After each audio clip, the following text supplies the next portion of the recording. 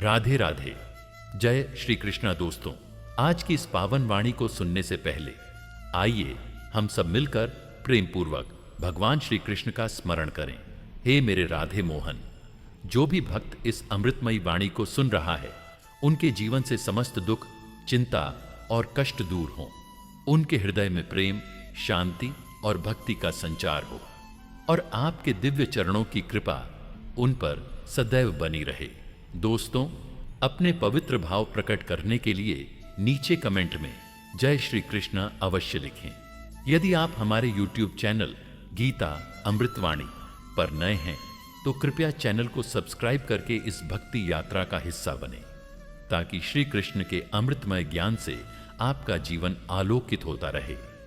तो आइए बिना किसी विलंब के आज की दिव्य श्री कृष्ण वाणी आरंभ करते हैं। प्रिय भक्तगण, जय श्री कृष्ण।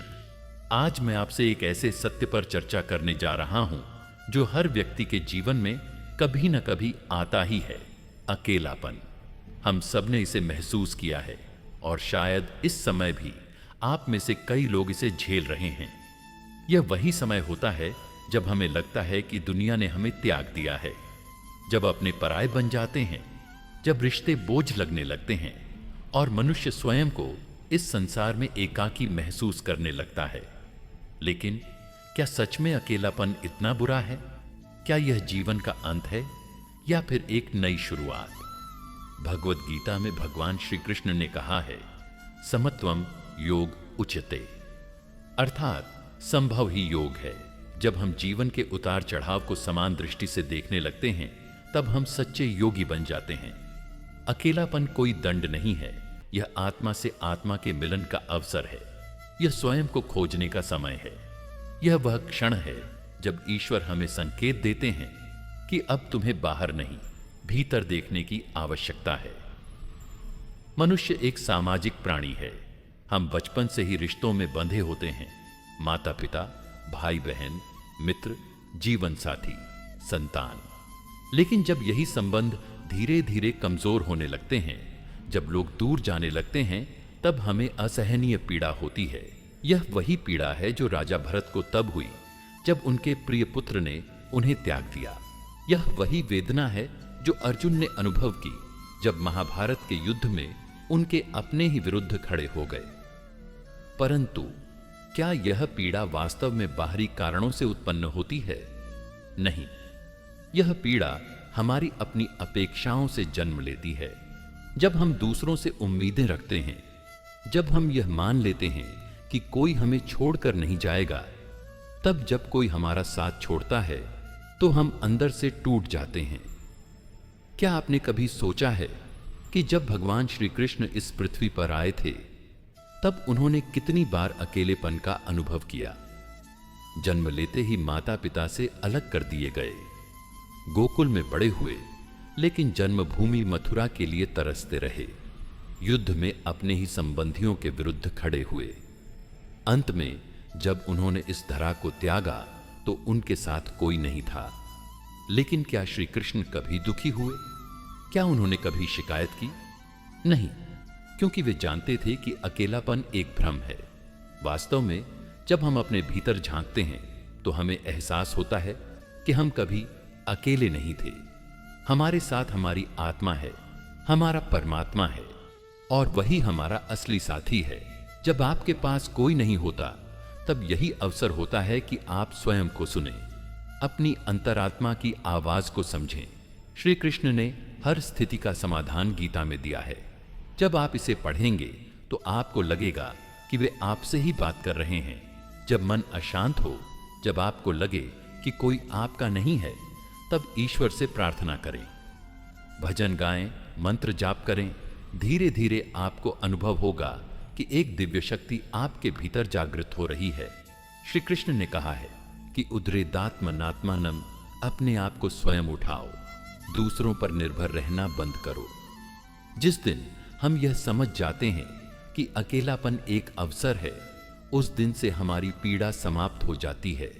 हम जीवन को एक नए दृष्टिकोण से देखने लगते हैं। हम समझ जाते हैं कि दूसरों के सहारे जीना बंद कर स्वयं की शक्ति को पहचानना ही असली सफलता है। श्री कृष्ण ने अर्जुन से कहा था, न ही कश्चित क्षणमपि जातु तिष्ठत्य कर्मकृत। कोई भी व्यक्ति एक क्षण भी बिना कर्म किए नहीं रह सकता। इसीलिए जब आप अकेलापन महसूस करें तब शोक मत कीजिए। इसे अपने कर्म को सुधारने और अपनी आत्मा को खोजने के अवसर के रूप में लीजिए। और अंत में मेरे प्रिय श्रोताओं, यह मत भूलिए कि आप कभी अकेले नहीं हैं। लेकिन क्या अकेलापन हमेशा अचानक आता है? नहीं, कई बार यह किसी विश्वासघात के बाद आता है। जब कोई अपना हमें धोखा देता है तब हमारा विश्वास टूट जाता है और हमें लगता है कि अब हमारा जीवन समाप्त हो गया है। लेकिन क्या सच में विश्वासघात इतनी बुरी चीज है, या फिर यह भी ईश्वर की योजना का ही एक हिस्सा है? भगवत गीता में श्री कृष्ण कहते हैं, विसर्जनम धर्म संस्थापनार्थाय संभवामि युगे युगे। अर्थात जब धर्म की हानि होती है और अधर्म बढ़ता है तब मैं स्वयं अवतरित होता हूं। अगर हम इस श्लोक को गहराई से समझें तो यह केवल धर्म की स्थापना के बारे में नहीं है, बल्कि यह हमारे व्यक्तिगत जीवन पर भी लागू होता है। जब हमारे जीवन में कुछ गलत होता है, चाहे वह किसी अपने द्वारा दिया गया धोखा हो, एक टूटा हुआ रिश्ता हो, या कोई ऐसा व्यक्ति हो जिस पर हमने आंख मूंद कर भरोसा किया हो और जिसने हमें छोड़ दिया हो, तो हमें यह समझना होगा कि यह ईश्वर की योजना का ही एक भाग है। महाभारत का सबसे मार्मिक प्रसंग है जब पांडवों को अपने ही परिवारजनों ने धोखा दिया। जब दुर्योधन ने शकुनी के साथ मिलकर द्यूत क्रीड़ा में छल किया और युधिष्ठिर को हराकर उन्हें वनवास पर भेज दिया, तब भीम क्रोध से उबल रहे थे।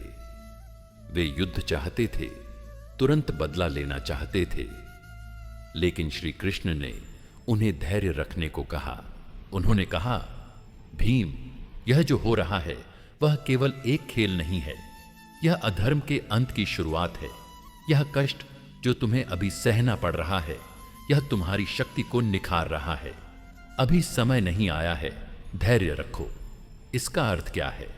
इसका अर्थ यह है कि जब हमें धोखा मिलता है तो वह केवल हमारे जीवन का अंत नहीं होता, बल्कि यह एक नई शुरुआत का संकेत हो सकता है।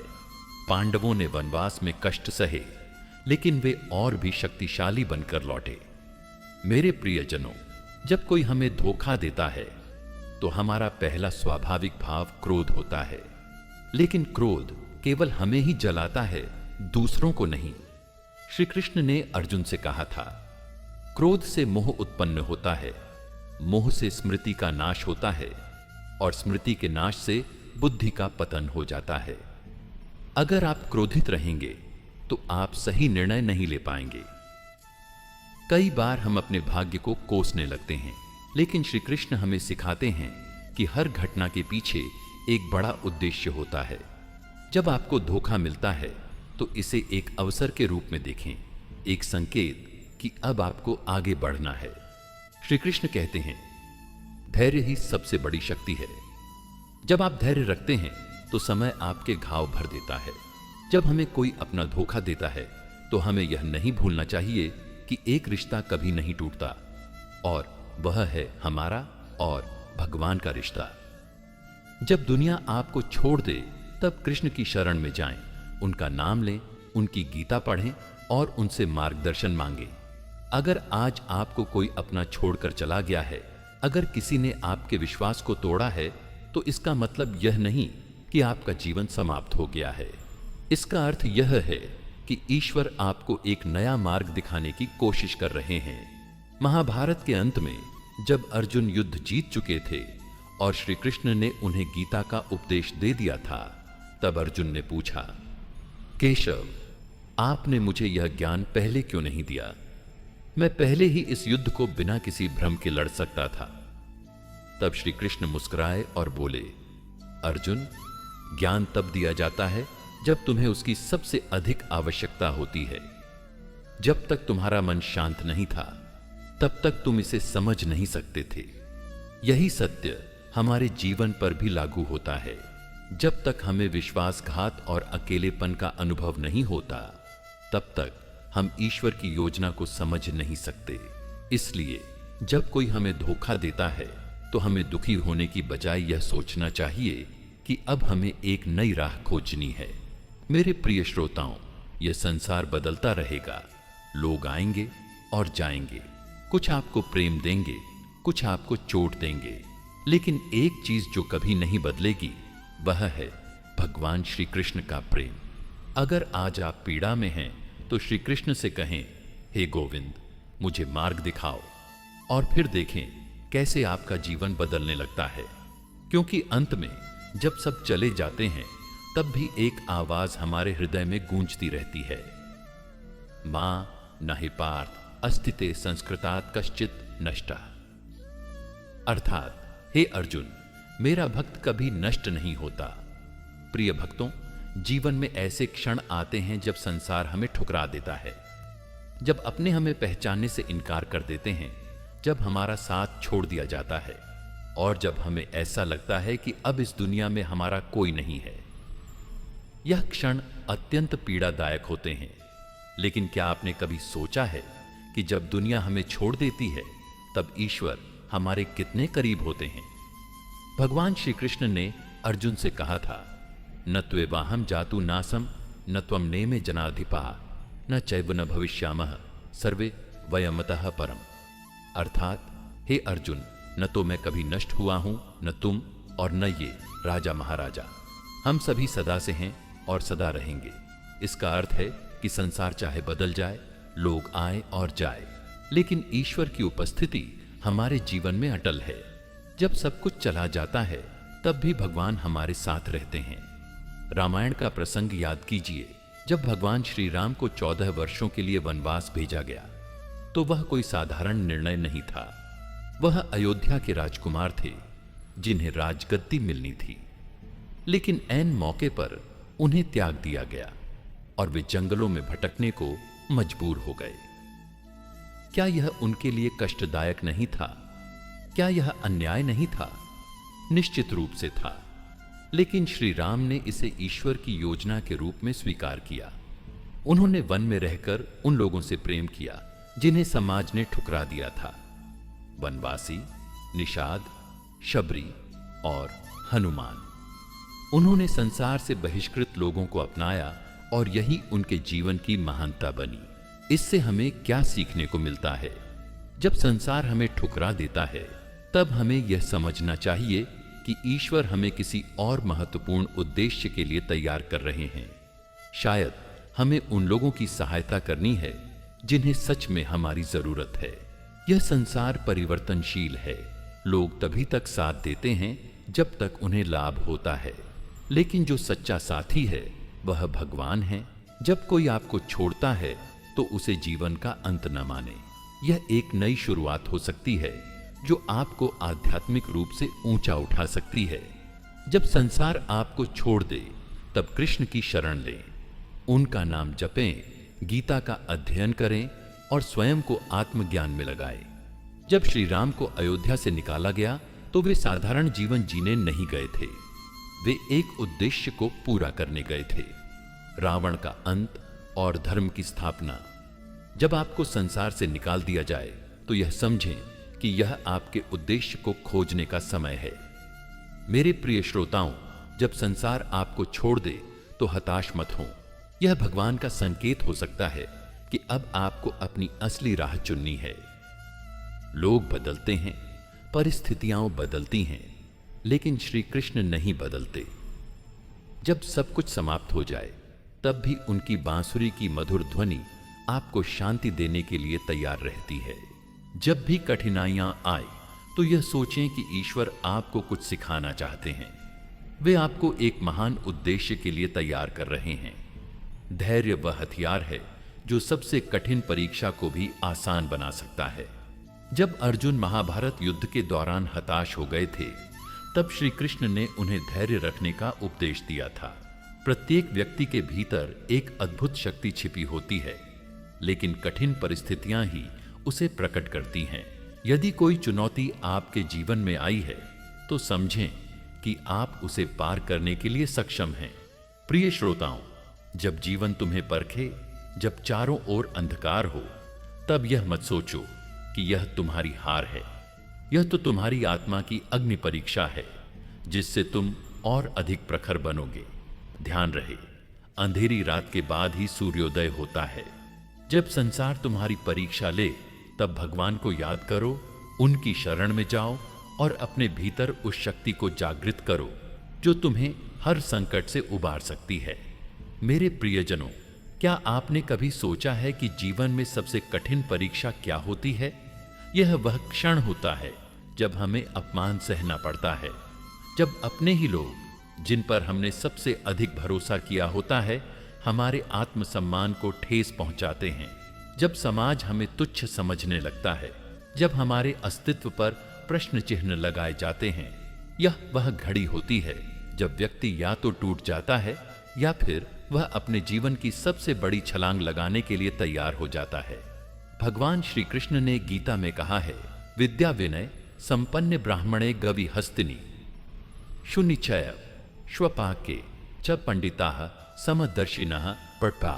जो सच्चे ज्ञानी होते हैं वे सभी को समान दृष्टि से देखते हैं, ब्राह्मण, हाथी, कुत्ते या किसी भी अन्य जीव को। वे किसी के अपमान या प्रशंसा से प्रभावित नहीं होते। इसका अर्थ यह है कि यदि हम सच्चे आध्यात्मिक पथ पर हैं तो हमें संसार के अपमान से विचलित नहीं होना चाहिए। लेकिन क्या यह इतना आसान है? जब कोई हमें तुच्छ समझता है, हमें नीचा दिखाने की कोशिश करता है, तब हमारे हृदय में पीड़ा होती है। महाभारत का प्रसंग बहुत प्रसिद्ध है। द्रौपदी, जो पांचाल की राजकुमारी थीं, उन्हें कौरवों ने सभा में अपमानित किया। जब दुशासन ने उनका चीरहरण करने का प्रयास किया, तब उनके अपने 5 पति भी असहाय थे। उस क्षण द्रौपदी ने स्वयं को किसी भी मानव पर निर्भर करने की बजाय भगवान श्री कृष्ण को पुकारा और देखिए, श्री कृष्ण ने उनकी लाज बचाई। इस प्रसंग से हमें यह शिक्षा मिलती है कि जब संसार तुम्हारा अपमान करे, जब अपने भी मूक दर्शक बन जाए, तब ईश्वर ही एकमात्र सहारा होते हैं। अपमान का दर्द बहुत गहरा होता है, लेकिन इस दर्द को हमें अपनी शक्ति में बदलना है। देखिए, भगवान श्री राम को भी अपमानित करके वनवास भेजा गया था, लेकिन उन्होंने इसे अपने जीवन का अंत नहीं माना, बल्कि इसे अपने महान उद्देश्य की शुरुआत बना दिया। जब लोग तुम्हें अपमानित करें तो याद रखें कि ईश्वर सब देख रहे हैं। उन्होंने तुम्हारे लिए कुछ विशेष योजना बनाई है। हमें धैर्य रखना है और अपने लक्ष्य पर अडिग रहना है। जब हम अपमान सहते हैं तो हमें क्रोध आता है, लेकिन क्रोध और प्रतिशोध से हमें कुछ भी हासिल नहीं होगा। अर्जुन ने भी महाभारत युद्ध से पहले क्रोध में आकर युद्ध करने से मना कर दिया था, लेकिन श्री कृष्ण ने उन्हें सही दिशा दिखाई। उन्होंने उन्हें धर्म का पालन करने की शिक्षा दी। प्रिय श्रोताओं, याद रखो, संसार में जितने भी महान लोग हुए हैं, वे सब अपमान की अग्नि में तपकर ही कुंदन बने हैं। भगवान श्री राम, श्री कृष्ण, संत मीरा, स्वामी विवेकानंद, सभी को समाज ने कभी न कभी अपमानित किया था, लेकिन उन्होंने इसका उत्तर अपनी महानता से दिया। आज यदि कोई तुम्हारा अपमान करता है तो चिंता मत करो, ईश्वर सब देख रहे हैं। बस धैर्य रखो, अपनी ऊर्जा को सही दिशा में लगाओ और अपने भीतर की शक्ति को पहचानो। कृष्ण के जीवन को देखिए। जब वे जन्मे तो कंस का भय था, माता पिता कारागार में थे। क्या उन्होंने अधीर होकर युद्ध कर दिया? नहीं, उन्होंने प्रतीक्षा की। वे सही समय आने तक वृंदावन में रहे, लीला की, ज्ञान अर्जित किया और जब समय आया तो धर्म की स्थापना की। प्रतीक्षा वह शक्ति है जो हमें सही क्षण तक धैर्य रखने की हिम्मत देती है।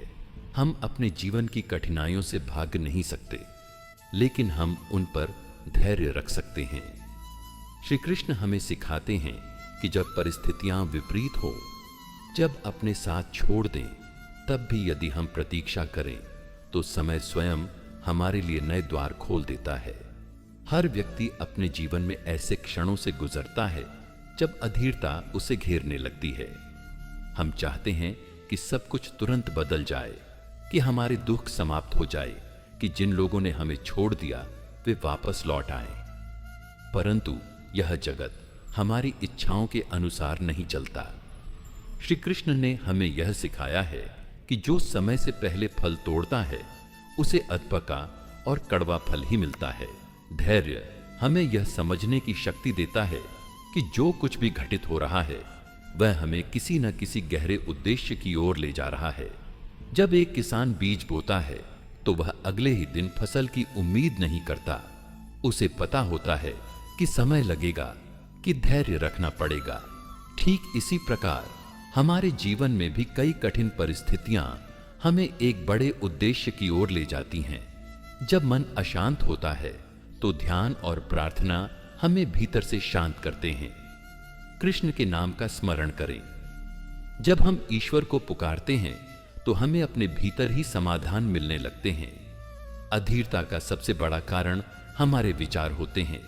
हम बार बार यह सोचते रहते हैं कि चीजें तुरंत बदल जाएं, परंतु हमें यह समझना होगा कि हर चीज के पीछे एक प्रक्रिया होती है। जीवन में सबसे गहरी चोट वह होती है जो अपनों के हाथों मिलती है। जब किसी अनजान व्यक्ति से दुख मिले तो मन उतना व्यथित नहीं होता, लेकिन जब वे लोग जिन्हें हम सबसे अधिक प्रेम करते हैं हमें ठुकरा दें तब हृदय के हजारों टुकड़े हो जाते हैं। यह वह घड़ी होती है जब मनुष्य भीतर से टूटने लगता है। प्रश्न उठता है, क्या यह जीवन का अंत है? क्या हमारा अस्तित्व केवल दूसरों के स्वीकार पर निर्भर है? नहीं, यह तो वह समय होता है जब हमें अपने भीतर छिपी वास्तविक शक्ति को पहचानना होता है। भगवान श्री कृष्ण गीता में कहते हैं, नाहम प्रकाश सर्वस्य योगमाया समावृतः मूढ़ोयम नाभिजानाति लोको मामजमव्ययम्। अर्थात मैं सभी के लिए प्रत्यक्ष नहीं होता क्योंकि मैं योग माया से ढका हुआ हूं। मूढ़ व्यक्ति मुझे नहीं पहचान पाते। इसका अर्थ यह है कि जब संसार हमें नहीं समझता, जब हमारे अपने भी हमें छोड़ देते हैं, तब हमें निराश नहीं होना चाहिए। ईश्वर ने हमारे लिए कुछ विशेष योजना बनाई है। यह समय धैर्य रखने और आत्मबल बढ़ाने का है। महाभारत का सबसे करुण प्रसंग है कर्ण का जीवन। जब कर्ण को यह झात हुआ कि वह एक सूत पुत्र नहीं बल्कि स्वयं कुंती का पुत्र है, तब उसकी आत्मा छलनी हो गई। वर्षों तक उसने समाज से अपमान सहा, अपने अस्तित्व के लिए संघर्ष किया, और अंत में जब उसे सच्चाई पता चली तब भी उसे अपनाने वाला कोई नहीं था।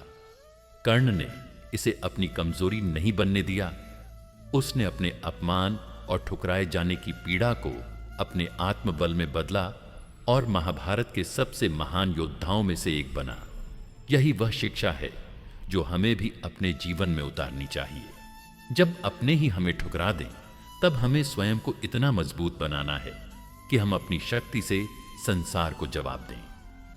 अपनों की बेरुखी से जो चोट लगती है वह असहनीय होती है। मन में हजारों प्रश्न उठते हैं, मैंने ऐसा क्या गलत किया? लेकिन इन प्रश्नों में उलझकर स्वयं को और अधिक कष्ट देना बुद्धिमानी नहीं है। अपनी भावनाओं को नियंत्रित करें और धैर्य रखें। जब दुनिया हमें छोड़ देती है तब भी ईश्वर हमारे साथ होते हैं। यह उनका संकेत होता है कि हमें अब केवल उन पर निर्भर रहना चाहिए। श्री कृष्ण के भक्तों के लिए यह सबसे बड़ा आश्वासन है कि वे कभी अकेले नहीं होते। जब अपने साथ छोड़ दें तब यह आत्मविश्लेषण का समय होता है। यह सोचने का समय होता है कि क्या हमने सच में अपनी क्षमता को पहचाना है? कहीं ऐसा तो नहीं कि हम केवल दूसरों के भरोसे जी रहे थे। अब समय है स्वयं को खोजने का। प्रिय भक्तों, यह संसार स्वार्थ से भरा है। जब तक तुम किसी के लिए लाभदायक हो, लोग तुम्हारे साथ रहेंगे, लेकिन जैसे ही परिस्थितियां कठिन होती हैं, लोग मुंह मोड़ लेते हैं। परंतु यह तुम्हारे लिए एक संकेत है। अब समय आ गया है कि तुम अपने भीतर की शक्ति को पहचानो। यदि आज तुम इस कष्टदायक स्थिति से गुजर रहे हो, यदि तुम्हें लग रहा है कि अपने ही तुम्हें समझने से इनकार कर रहे हैं, तो चिंता मत करो। यह ईश्वर का संकेत है कि अब तुम्हें अपने जीवन की नई यात्रा शुरू करनी है। यह यात्रा तुम्हें स्वयं को पहचानने और आत्मनिर्भर बनने की दिशा में ले जाएगी। भगवत भक्तगण, जब जीवन में कठिन समय आता है, जब जिनसे हम सबसे अधिक प्रेम करते हैं वे हमें ठुकरा देते हैं, तब मन अत्यधिक व्यथित हो उठता है।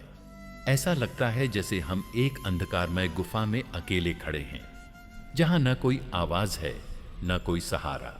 हम अपने जीवन की हर छोटी बड़ी बात में जिन पर निर्भर थे वे ही जब हमें छोड़ देते हैं, तब यह समझ नहीं आता कि आगे कैसे बढ़ें।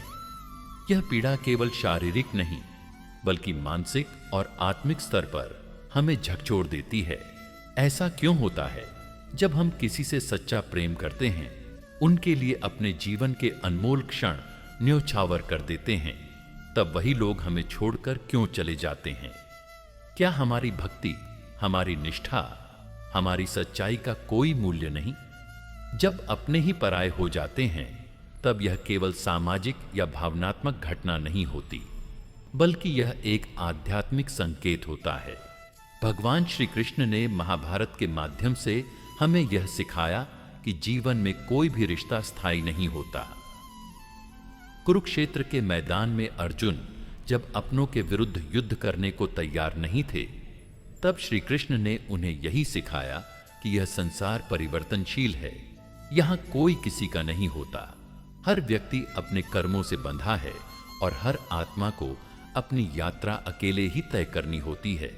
परंतु जब हम इस सत्य को स्वीकार करने के लिए तैयार नहीं होते, तब कष्ट उत्पन्न होता है।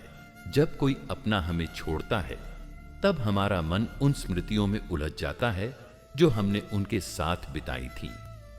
हम बार बार उन्हीं क्षणों को याद करते हैं, उन्हीं बातों को दोहराते हैं और अपने मन में प्रश्नों का तूफान खड़ा कर लेते हैं। मैंने ऐसा क्या किया कि उन्होंने मुझे छोड़ दिया? क्या मैं उनके योग्य नहीं था? क्या मैं ही गलत था? यह विचार मन को विचलित कर देते हैं और हम भीतर ही भीतर टूटने लगते हैं। लेकिन यही वह समय होता है जब हमें सबसे अधिक स्वयं को संभालने की आवश्यकता होती है। भगवान श्री कृष्ण ने गीता में स्पष्ट कहा है, अशोच्यान्व शोचस्त्वम प्रज्ञावादांश्च भाष्य से, अर्थात तुम जिनके लिए शोक कर रहे हो वे वास्तव में शोक करने योग्य नहीं हैं। जीवन में हर व्यक्ति एक भूमिका निभाने आता है और एक समय के बाद उसे जाना ही होता है। जब कोई हमें छोड़कर चला जाता है तो हमें यह समझना होगा कि वह व्यक्ति हमारी यात्रा में केवल एक निश्चित समय तक के लिए आया था। उसकी भूमिका समाप्त हुई, इसलिए वह चला गया। इसका अर्थ यह नहीं कि हम में कोई कमी थी, बल्कि यह कि हमारा जीवन अब एक नए मार्ग पर बढ़ने वाला है। यहां एक गूढ़ प्रश्न उठता है, जब हमारे अपने ही हमें छोड़ देते हैं, तब क्या हमें भी उन्हें छोड़ देना चाहिए? क्या हमें भी कठोर बन जाना चाहिए और यह मान लेना चाहिए कि अब कोई हमारा नहीं? नहीं, श्री कृष्ण का मार्ग हमें यह नहीं सिखाता। वे हमें सिखाते हैं कि हम प्रेम करें, परंतु आसक्त न हों। प्रेम एक महान शक्ति है, परंतु जब यह मोह का रूप ले लेता है, तब यह हमें पीड़ा देता है। कृष्ण स्वयं हर व्यक्ति से प्रेम करते थे, लेकिन उन्होंने कभी भी मोह को अपने ऊपर हावी नहीं होने दिया। जब वे गोकुल छोड़कर मथुरा गए, तब गोपियां रोईं। माता यशोदा ने उन्हें रोकना चाहा, लेकिन श्री कृष्ण जानते थे कि उनकी यात्रा केवल गोकुल तक सीमित नहीं थी। यदि वे मोहवश वहीं रुक जाते तो उनका उद्देश्य अधूरा रह जाता। इसी प्रकार जब अपने हमें छोड़कर चले जाएं, तो हमें अपनी शक्ति को पहचानना होगा। हमें यह देखना होगा कि हमारे भीतर कितनी क्षमता है, कितनी संभावनाएं हैं। जब कोई हमें छोड़ता है तो वह हमें कमजोर करने के लिए नहीं, बल्कि हमें हमारी सच्ची शक्ति से परिचित कराने के लिए होता है। श्री कृष्ण का जीवन इसका सबसे बड़ा उदाहरण है। उन्हें भी बार बार अपने प्रियजनों से दूर होना पड़ा। जब कंस के अत्याचार से बचने के लिए उन्हें गोकुल से मथुरा जाना पड़ा, तब वे बालक थे, लेकिन उन्होंने कभी अपने भाग्य को कोसा नहीं। जब कुरुक्षेत्र में अपने ही परिवार के लोगों को युद्ध में देखना पड़ा, तब भी वे विचलित नहीं हुए। उन्होंने सदा यही सिखाया कि जीवन में परिवर्तन अवश्यंभावी है और इसे स्वीकार करके ही हम अपनी उच्चतम क्षमता को प्राप्त कर सकते हैं। इसीलिए यदि आपके जीवन में कोई ऐसा समय आया है जब अपनों ने आपको छोड़ दिया है, तो इसे अपने अंत के रूप में मत देखिए, इसे एक नए प्रारंभ के रूप में देखिए, क्योंकि जब एक दरवाजा बंद होता है तभी दूसरा दरवाजा खुलता है। जब अपने हमें छोड़ देते हैं तब ईश्वर हमारे भीतर से शक्ति का ऐसा स्रोत जागृत करते हैं जो हमें अपने जीवन में असाधारण ऊंचाइयों तक ले जा सकता है। तो क्या करें जब अपने ही हमें छोड़ दें? पहला कदम है स्वीकार करना। स्वीकार करना कि यह संसार नश्वर है और हर रिश्ता केवल एक निश्चित समय के लिए है। दूसरा कदम है आत्मनिरीक्षण करना, यह देखना कि इस घटना ने हमें क्या सिखाया। तीसरा और सबसे महत्वपूर्ण कदम है स्वयं को ईश्वर के चरणों में समर्पित करना। जब संसार हमें ठुकरा दे तब श्री कृष्ण की शरण ही हमारी सबसे बड़ी शक्ति बन सकती है। जीवन में कोई भी हमें पूरी तरह छोड़कर नहीं जाता। जो हमें छोड़ते हैं वे हमें हमारे भीतर छिपी शक्ति से परिचित कराने के लिए जाते हैं। जो आज हमें अकेला छोड़ गया वह हमें हमारे वास्तविक स्वरूप की पहचान कराने आया था। इसलिए इस कष्ट को शोक के रूप में नहीं बल्कि आत्म जागरण के रूप में देखिए। श्री कृष्ण कहते हैं न त्वं शोचितुमर्हसि, अर्थात तुम्हें शोक नहीं करना चाहिए क्योंकि तुम अकेले नहीं हो। जब संसार तुम्हें छोड़ दे तब याद रखना श्री कृष्ण सदा तुम्हारे साथ हैं। जब जीवन में कठिन समय आता है और अपने हमें छोड़ देते हैं तब हम केवल बाहरी सहारों को ही नहीं बल्कि अपने आत्मबल को भी खो देते हैं। ऐसा लगता है जैसे कोई हमें भीतर से खाली कर गया हो। मन में प्रश्न उठते हैं, अब मैं क्या करूं? किस पर विश्वास करूं? क्या मैं अकेले इस संघर्ष का सामना कर पाऊंगा? लेकिन सच यह है कि इन प्रश्नों का उत्तर हमारे भीतर ही छिपा है। कठिन समय हमें यह सिखाने आता है कि बाहरी संसार अस्थायी है, परंतु हमारी आत्मा की शक्ति अडिग है। यह शक्ति ही हमारा असली सहारा है और जब तक हम इसे पहचान नहीं लेते तब तक हम सच्ची स्वतंत्रता प्राप्त नहीं कर सकते। भगवान श्री कृष्ण ने गीता में कहा है, उद्रेदात्मना आत्मानम नात्मानम वसादयेत, आत्मैव ह्यात्मनो बंधुरात्मैव रिपुरात्मना।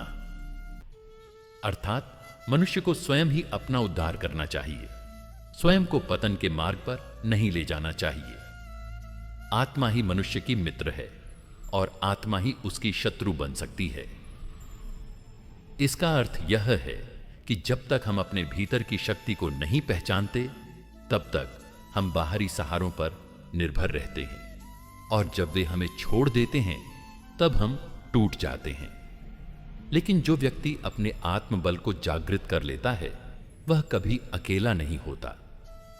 जब अपने हमें छोड़ देते हैं तब हमारे पास दो विकल्प होते हैं, या तो हम निराश होकर अपने भाग्य को कोसते रहें या फिर इस स्थिति को अपने आत्मबल को खोजने का अवसर बना लें। अक्सर हम अपने भीतर के दर्द से भागने का प्रयास करते हैं, लेकिन जितना हम इससे बचने की कोशिश करते हैं यह उतना ही अधिक हमें परेशान करता है। श्री कृष्ण ने हमें सिखाया है कि किसी भी स्थिति को स्वीकार करना ही उसे बदलने का पहला कदम होता है। जब अपने हमें छोड़ते हैं तब यह स्वीकार करें कि यह परिवर्तन जीवन का एक आवश्यक भाग है। यह सोचना छोड़ दें कि ऐसा मेरे साथ ही क्यों हुआ, बल्कि इसे एक संदेश के रूप में देखें कि अब आपको अपने आत्मबल को विकसित करना है। कठिन समय हमें आत्मनिरीक्षण का अवसर देता है। जब हम अपनों के साथ होते हैं तब हमारा ध्यान बाहरी दुनिया पर केंद्रित रहता है, लेकिन जब वे हमें छोड़ देते हैं तब हमारे पास खुद को समझने का अवसर होता है। यह देखने का समय है कि हम वास्तव में कौन हैं, हमारे भीतर कौन सी शक्तियां हैं। श्री कृष्ण ने अर्जुन को भी यही सिखाया था कि जब भ्रम के बादल छा जाए तब हमें स्वयं के भीतर झांकना चाहिए। हर कठिनाई हमें एक नई राह दिखाने के लिए आती है। जब अपने हमें छोड़ देते हैं तब इसका अर्थ यह हो सकता है कि अब हमें किसी नए मार्ग पर चलने की आवश्यकता है। महाभारत में अर्जुन को जब अपने ही परिवारजनों के विरुद्ध युद्ध करना पड़ा तब वे भयभीत हो गए थे। लेकिन श्री कृष्ण ने उन्हें सिखाया कि यह केवल एक परीक्षा है। इसी प्रकार हमें भी अपने जीवन की इस परीक्षा को समझना होगा और एक नई दिशा की ओर बढ़ना होगा। जब व्यक्ति आत्मबल से भर जाता है तब उसका जीवन पूरी तरह बदल जाता है। उसे किसी बाहरी सहारे की आवश्यकता नहीं रहती, क्योंकि वह जान जाता है कि उसकी असली शक्ति उसके भीतर ही है।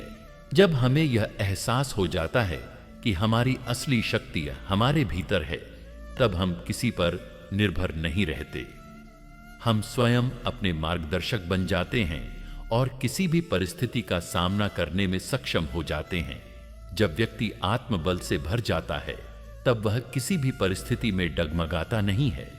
उसका विश्वास इतना मजबूत हो जाता है कि वह जीवन के हर संघर्ष को सहजता से स्वीकार कर सकता है। आत्मबल केवल बाहरी सफलता ही नहीं देता, बल्कि हमें आंतरिक शांति और सच्चा आनंद भी प्रदान करता है। जब हमें अपने भीतर की शक्ति का एहसास होता है, तब बाहरी परिस्थितियां हमें प्रभावित नहीं कर पाती। श्री कृष्ण कहते हैं, नैनम छिंदन्ति शस्त्राणि नैनम दहति पावका, न चैनम क्लेदयन्त्यापो न शोषयति मारुतः। अर्थात आत्मा को कोई शस्त्र काट नहीं सकता, कोई अग्नि जला नहीं सकती, कोई जल भिगो नहीं सकता और कोई वायु सुखा नहीं सकती। जब हमारे भीतर यह ज्ञान आ जाता है, तब हम किसी भी कठिन परिस्थिति में हार नहीं मानते। इसीलिए जब जीवन में कठिन समय आए, जब अपने आप को छोड़ दें, तब इसे अपनी हार मत समझिए। यह वह क्षण है जब आपको अपने भीतर छिपी अपार शक्ति को पहचानना है। आत्मबल की खोज ही असली विजय है। मित्रों, जब जीवन में कठिनाइयां आती हैं, जब अपने ही पराये हो जाते हैं, तब अक्सर मन में एक प्रश्न उठता है, क्या यह सब पहले से तय था? क्या मेरा भाग्य ही ऐसा था कि मुझे यह सब सहना पड़ा? क्या मैं अपने कर्मों से अपनी स्थिति बदल सकता हूं, या सब कुछ प्रारब्ध के अधीन है? यह प्रश्न नया नहीं है। महाभारत के युद्ध में जब अर्जुन ने अपने ही संबंधियों को अपने सामने देखा, तब उसने भी इसी प्रश्न को श्री कृष्ण से पूछा था। क्या यह विधि का विधान है? क्या मैं कुछ बदल सकता हूं, या फिर मुझे बस समर्पण कर देना चाहिए? श्री कृष्ण ने उसे उत्तर दिया, हे पार्थ, पुरुषार्थ ही जीवन का मूल मंत्र है। भाग्य उन्हीं का साथ देता है जो अपने कर्तव्यों को निभाने के लिए तैयार रहते हैं। आज के समय में भी जब कोई संकट आता है, जब अपने साथ छोड़ देते हैं, तो हम अक्सर भाग्य को कोसते हैं। हम सोचते हैं कि हमारी तकदीर ही खराब थी, इसीलिए हमें धोखा मिला, इसीलिए हमें सफलता नहीं मिली, इसीलिए हमारे अपने हमसे दूर हो गए। लेकिन यदि हम गीता को देखें तो श्री कृष्ण स्पष्ट रूप से कहते हैं, कर्मण्येवाधिकारस्ते मा फलेषु कदाचन। अर्थात तुम्हें सिर्फ अपने कर्मों का अधिकार है, फल की चिंता मत करो। यही वह सत्य है जो हमें समझना होगा। यदि हम अपने जीवन में पुरुषार्थ नहीं करेंगे तो भाग्य भी हमारा साथ नहीं देगा। यह संसार कर्म भूमि है। यहां केवल वे ही आगे बढ़ते हैं जो अपने कर्मों में लगे रहते हैं। अब प्रश्न यह उठता है, क्या भाग्य को बदला जा सकता है? शास्त्रों में कहा गया है कि प्रारब्ध 3 प्रकार का होता है। दृढ़ प्रारब्ध, जो किसी भी हालत में बदला नहीं जा सकता, जैसे जन्म, मृत्यु आदि। मध्यम प्रारब्ध, जिसे पुरुषार्थ से बदला जा सकता है, जैसे धन संपत्ति, व्यवसाय आदि। हल्का प्रारब्ध, जिसे पूरी तरह से बदला जा सकता है, जैसे हमारे छोटे छोटे निर्णय और दैनिक जीवन की परिस्थितियां। श्री कृष्ण स्वयं कहते हैं कि यदि व्यक्ति पुरुषार्थ करे तो वह अपने भाग्य को बदल सकता है। उदाहरण के लिए द्रौपदी को ही देखिए। जब कौरवों ने उसका अपमान किया तो क्या उसने इसे अपनी नियति मानकर स्वीकार कर लिया? नहीं, उसने श्री कृष्ण का आह्वान किया, उसने अपनी शक्ति को पहचाना और अपने लिए न्याय की मांग की। इसी प्रकार जब आपके जीवन में कठिन समय आए, जब अपने साथ छोड़ दें, तो इसे अपनी तकदीर मानकर मत बैठिए। उठिए, कर्म कीजिए और अपने भाग्य को स्वयं लिखिए। भाग्य को बदलने के लिए केवल एक ही मार्ग है, पुरुषार्थ। एक किसान यदि यह सोचकर बैठ जाए कि बारिश होगी या नहीं, यह तो भाग्य पर निर्भर है, तो क्या उसकी फसल लहलहाएगी? नहीं। वह समय पर खेत जोतता है, बीज बोता है, सिंचाई करता है और तब कहीं जाकर उसे अच्छी फसल मिलती है। यही सिद्धांत जीवन के हर क्षेत्र में लागू होता है। यदि किसी व्यक्ति को अपने जीवन में सफलता चाहिए तो उसे पुरुषार्थ करना ही होगा, चाहे आप विद्यार्थी हों, व्यापारी हों, गृहस्थ हों या सन्यासी। आपका पुरुषार्थ ही आपका भविष्य तय करता है। अब यहां एक और महत्वपूर्ण प्रश्न आता है, क्या भाग्य और पुरुषार्थ के बीच कोई संतुलन है? हां, बिल्कुल है। हमें यह समझना होगा कि भाग्य और पुरुषार्थ एक ही सिक्के के दो पहलू हैं। भगवान श्री कृष्ण ने गीता में कहा है, योग कर्मसु कौशलम, अर्थात जो व्यक्ति अपने कर्मों को कुशलता से करता है वही सच्चा योगी है। यदि आप केवल भाग्य के भरोसे बैठेंगे तो जीवन व्यर्थ हो जाएगा, और यदि आप केवल पुरुषार्थ करेंगे लेकिन धैर्य नहीं रखेंगे तो भी निराशा हाथ लगेगी। इसीलिए जीवन में संतुलन आवश्यक है। प्रिय भक्तों, जब अपने साथ छोड़ दें, जब कठिन समय आए तो अपने भाग्य को कोसने के बजाय अपने पुरुषार्थ को बढ़ाइए। स्वयं श्री कृष्ण ने भी गीता में यही संदेश दिया है, उठो, जागो और तब तक मत रुको जब तक अपना लक्ष्य प्राप्त न कर लो। मित्रों, जब अपने साथ छोड़ देते हैं, जब जीवन में एक ऐसा मोड़ आता है जहां हम अकेले खड़े रह जाते हैं, तब मन में एक अजीब सी बेचैनी होती है। हम सोचते हैं कि यह अकेलापन हमारे लिए अभिशाप बनकर आया है, लेकिन क्या वास्तव में ऐसा है? क्या अकेलापन केवल दुख ही लाता है, या यह हमें एक नई दिशा भी दे सकता है?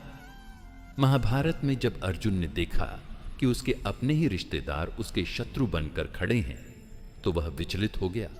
उसने श्री कृष्ण से कहा, मुझे ऐसा प्रतीत हो रहा है कि मैं बिल्कुल अकेला हूं।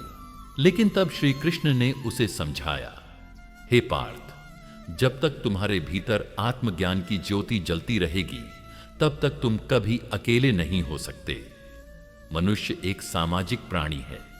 वह हमेशा अपनों के साथ रहना चाहता है।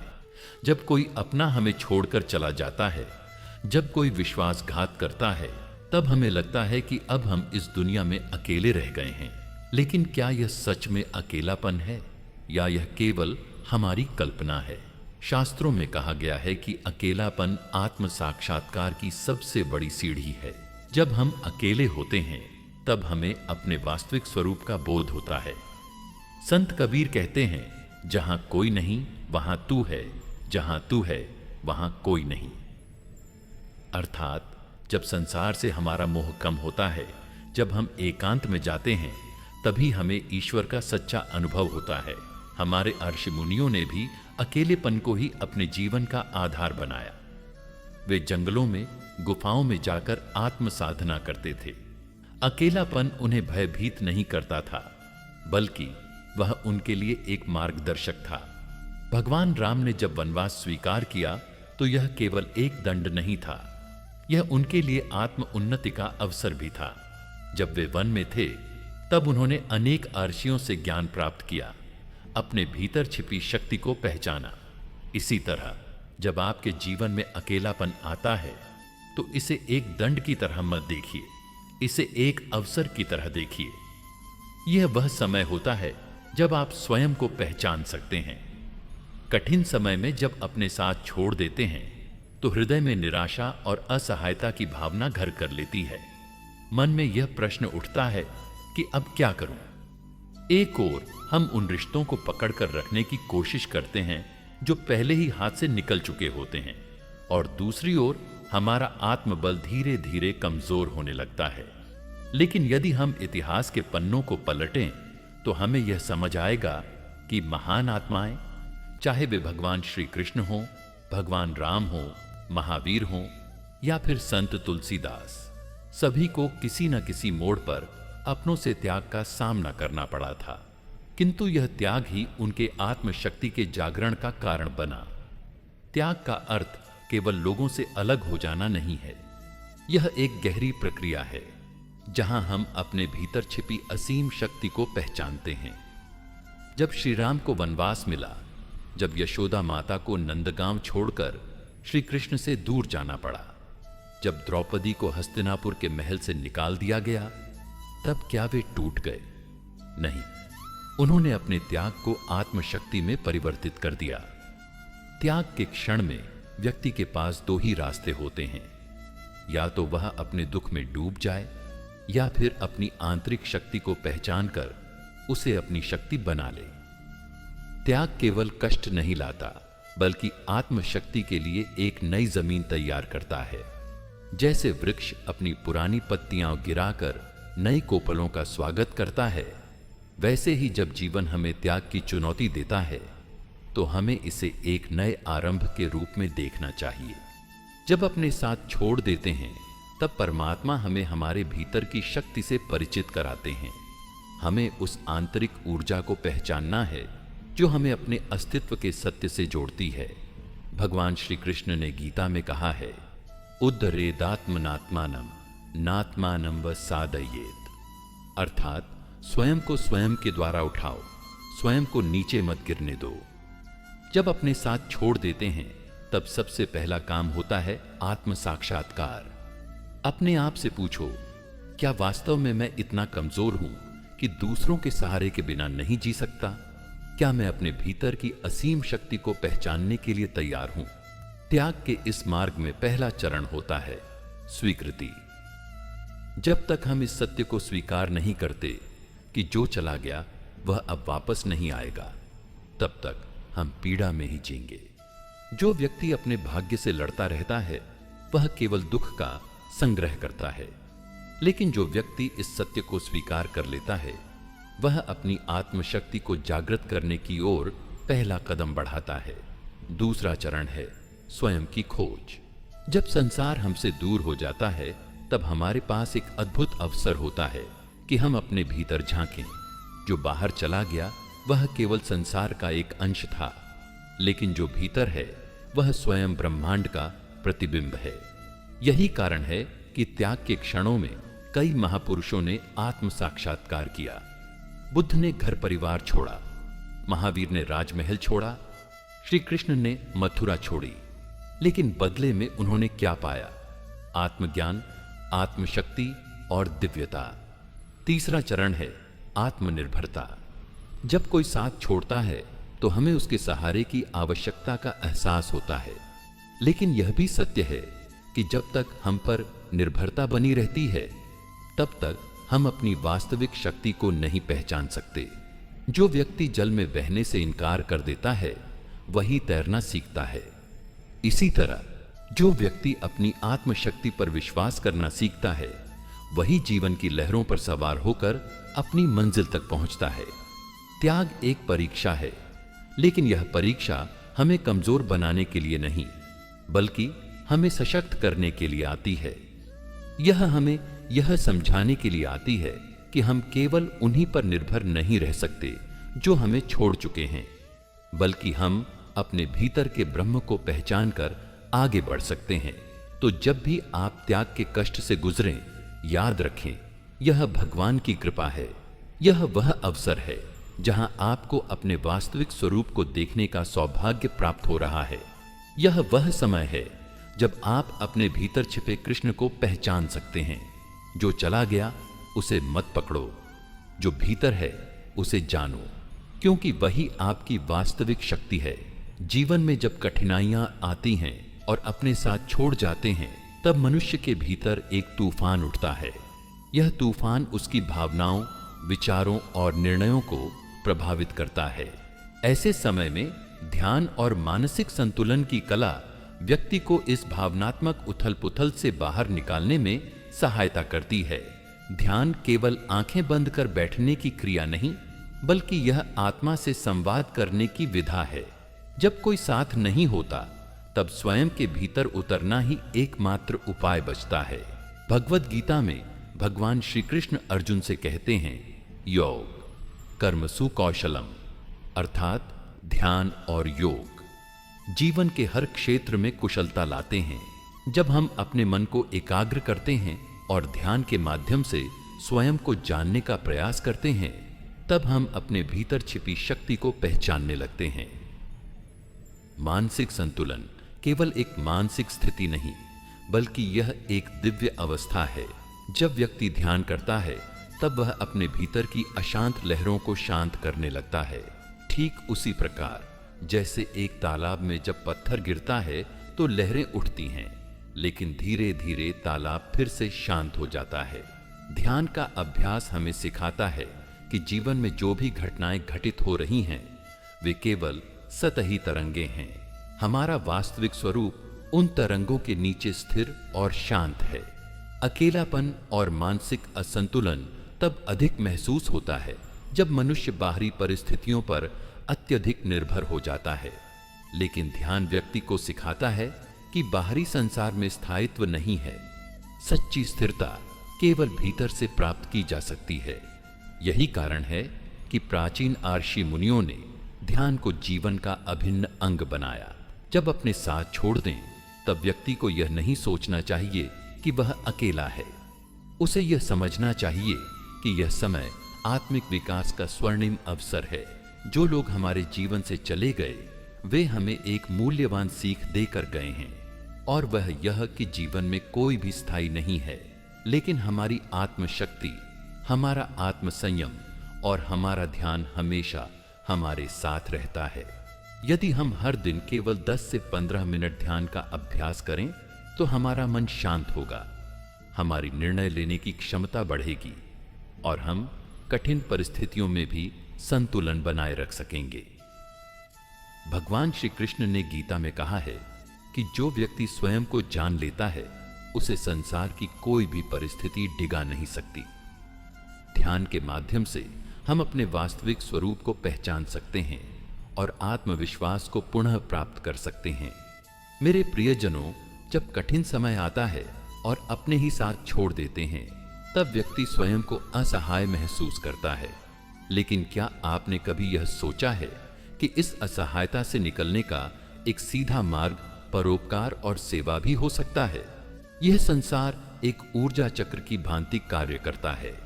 जो हम देते हैं, वही लौटकर हमारे पास आता है।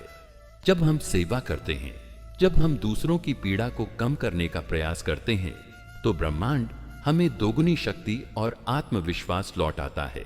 सेवा का अर्थ केवल धन दान करना नहीं है, बल्कि सेवा का अर्थ है किसी के जीवन में एक सकारात्मक बदलाव लाना। कभी कभी एक स्नेहपूर्ण शब्द, किसी के आंसू पोंछना, किसी भूखे को रोटी देना, किसी निराश को सांत्वना देना भी एक महान सेवा है। भगवत गीता में भगवान श्री कृष्ण ने कहा है, परहित सरिस धर्म नहीं भाई, पर पीड़ा सम नहीं अधमाई। अर्थात परोपकार से बड़ा कोई धर्म नहीं और दूसरों को कष्ट देना सबसे नीच कर्म है। जब हम परोपकार करते हैं, तब हम स्वयं को दुखों से परे ले जाते हैं। जब हमारे अपने ही हमें छोड़ देते हैं, तब मनुष्य भीतर से टूट जाता है। उस समय उसे लगता है कि इस संसार में अब उसका कोई नहीं है। लेकिन जिस क्षण हम इस पीड़ा से बाहर निकलकर दूसरों की मदद करने लगते हैं, उसी क्षण हमें एहसास होता है कि संसार में हमारे अस्तित्व का एक गहरा अर्थ है। प्राचीन ऋषि मुनियों का जीवन इस बात का उदाहरण था कि उन्होंने अपने स्वयं के कष्टों को भूलकर समाज के कल्याण में अपना जीवन समर्पित कर दिया। महर्षि दधीचि ने अपनी हड्डियां तक दान कर दी ताकि देवताओं को वह अस्त्र मिल सके जिससे वे असुरों का नाश कर सकें। यही सिखाता है कि जब हम अपनी सीमाओं से बाहर निकलकर दूसरों के लिए जीना शुरू करते हैं, तो ईश्वर हमें अद्भुत शक्ति प्रदान करते हैं। जब आप किसी जरूरतमंद की मदद करते हैं, तो आपके भीतर आत्मविश्वास जागृत होता है। आपको यह अनुभव होता है कि आप किसी के जीवन में बदलाव ला सकते हैं। यह अनुभूति आपके भीतर से नकारात्मकता को समाप्त कर देती है। अगर कोई व्यक्ति निराशा में डूबा हो और वह अपने दुख से बाहर नहीं आ पा रहा हो, तो सबसे अच्छा उपाय यह है कि वह स्वयं को सेवा में लगा दे।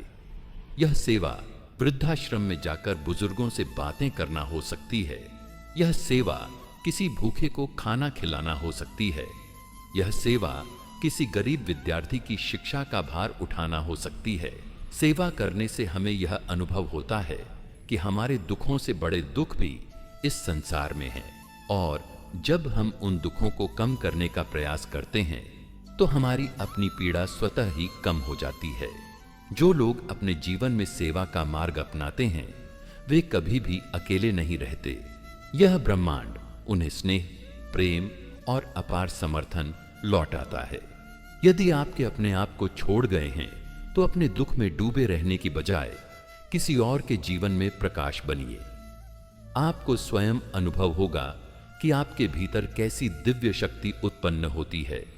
भगवान श्री कृष्ण कहते हैं, कर्मण्येवाधिकारस्ते मा फलेषु कदाचन। अर्थात हमें केवल कर्म करने का अधिकार है, फल की चिंता करने का नहीं। जब हम सेवा का मार्ग अपनाते हैं तो हमें यह चिंता नहीं करनी चाहिए कि हमें बदले में क्या मिलेगा, क्योंकि ब्रह्मांड अपने आप हमें आशीर्वाद प्रदान करेगा। इसलिए यदि आपको लगे कि आप अकेले हैं, कि आपके अपने आप को छोड़ चुके हैं, तो सेवा को अपने जीवन का उद्देश्य बनाइए। जब आप दूसरों के जीवन में परिवर्तन लाएंगे तो आपका जीवन स्वयं ही एक नई दिशा में आगे बढ़ जाएगा। याद रखें, यह संसार ऊर्जा का प्रवाह है। जो आप देते हैं वही लौटकर आपके पास आता है। सेवा का दीप जलाइए और देखिए कैसे आपका जीवन स्वयं प्रकाश से भर जाता है। प्रिय भक्तजन, जब जीवन में कठिन समय आता है और अपने ही हमें छोड़कर चले जाते हैं तो सबसे बड़ा सवाल यह उठता है कि हम स्वयं को कैसे देखें।